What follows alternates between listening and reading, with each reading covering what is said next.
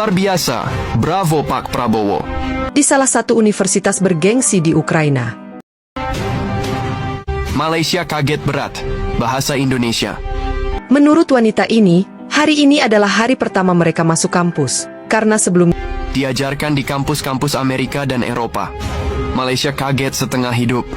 Gimana nggak bahasa yang dulu mereka anggap versi kampung atau bahasa rendah itu sekarang justru diajarin secara resmi di kampus-kampus top dunia kayak Harvard, Amerika, sampai Humboldt University, Jerman. Bahkan beberapa kampus elit di Eropa Timur pun udah mulai buka kelas khusus bahasa Indonesia. Netizen Malaysia langsung ramai.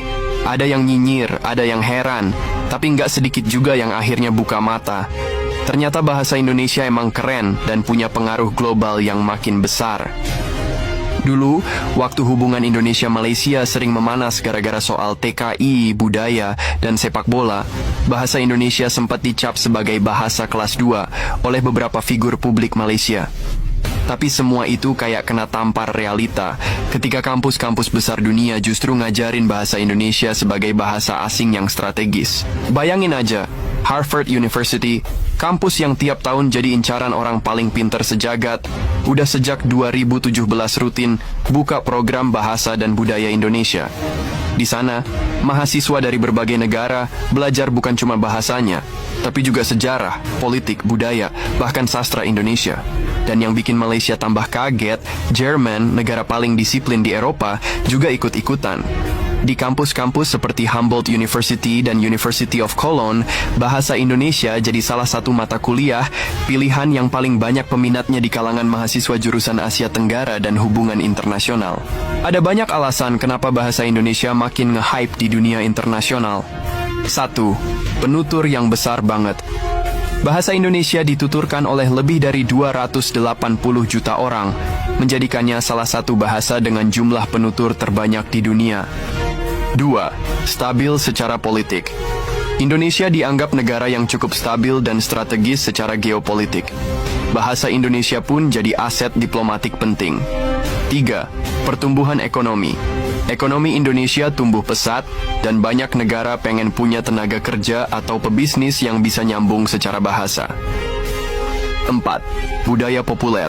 Lagu-lagu Indonesia mulai sering muncul di TikTok internasional. Bahkan drama dan film Indonesia kayak Ali dan Ratu-Ratu Queens atau Sri Mulat udah mulai punya penonton di luar negeri. 5. Literasi akademik. Banyak jurnal, penelitian, dan literatur sosial budaya Asia Tenggara yang ditulis dalam bahasa Indonesia. Mau nggak mau, akademisi asing belajar juga. Beberapa waktu lalu, netizen Indonesia sempat heboh pas ada mahasiswa asal Rusia dan Prancis yang fasih ngomong bahasa Indonesia di TikTok dan YouTube. Gaya ngomongnya bukan sekadar textbook, tapi udah pakai slang lokal kayak anjay, gaskin, sampai emang dasar bucin. Mahasiswa Prancis bernama Lucy misalnya, belajar bahasa Indonesia karena pengen kerja di NGO internasional yang basisnya di Jakarta. Katanya, bahasa Indonesia itu simple, fun, dan orang-orang Indonesia sangat ramah, jadi aku semangat belajar. Netizen langsung bangga. Lah orang luar aja semangat, masa kita malu pakai bahasa sendiri? Di Malaysia, fenomena ini bikin debat panjang. Banyak anggota DPR Malaysia ngerasa udah salah langkah sejak awal, karena terlalu fokus pakai bahasa Inggris sebagai identitas internasional mereka, tapi malah kehilangan daya tarik regional. Beberapa pengamat Malaysia bilang bahwa seharusnya mereka lebih merangkul bahasa Melayu dan bahasa Indonesia sebagai satu rumpun besar. Karena faktanya, dunia luar lebih kenal bahasa Indonesia sebagai brand kuat ketimbang bahasa Melayu. Bahkan ada media Malaysia yang bikin headline nyesek, dunia pilih bahasa Indonesia, Malaysia tertinggal lagi. Pemerintah Indonesia sendiri ternyata udah lama sadar soal potensi ini. Melalui Badan Bahasa dan Kementerian Pendidikan, mereka aktif kerjasama dengan lembaga internasional buat mempromosikan bahasa Indonesia.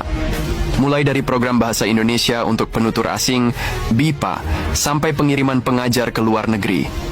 Sekarang udah ada ratusan guru BIPA yang tersebar di lebih dari 45 negara, mulai dari Australia, Korea Selatan, Jepang, sampai negara-negara di Afrika. Ini semacam strategi soft power ala Indonesia, di mana kekuatan budaya dipakai buat memperkuat pengaruh global. Respons dari netizen Indonesia pun nggak main-main. Banyak yang bangga banget dan mulai sadar pentingnya mempertahankan bahasa sendiri.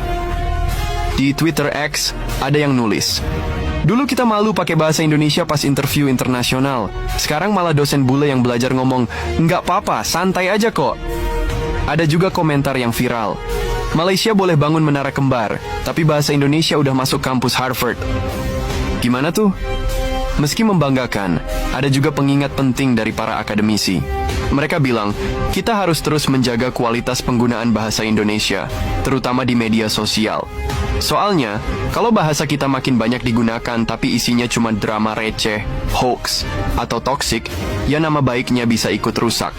Itu kenapa beberapa pakar bahasa mendorong agar literasi digital di Indonesia makin ditingkatkan. Supaya dunia nggak cuma ngelihat bahasa kita keren dari bunyinya, tapi juga dari isi dan pemikiran para penggunanya. Buat anak muda Indonesia, tren ini sebenarnya bisa jadi peluang emas. Bayangin, kamu punya kemampuan berbahasa Indonesia yang sekarang dicari di level global. Itu bisa jadi bekal penting kalau pengen kerja di lembaga internasional, jadi dosen tamu di luar negeri, atau bahkan bikin konten yang bisa viral di dunia maya. Bukan cuma itu, banyak juga perusahaan multinasional yang mulai bikin konten, iklan, bahkan aplikasi yang user-friendly dalam bahasa Indonesia. Artinya, bahasa kita udah dianggap market besar.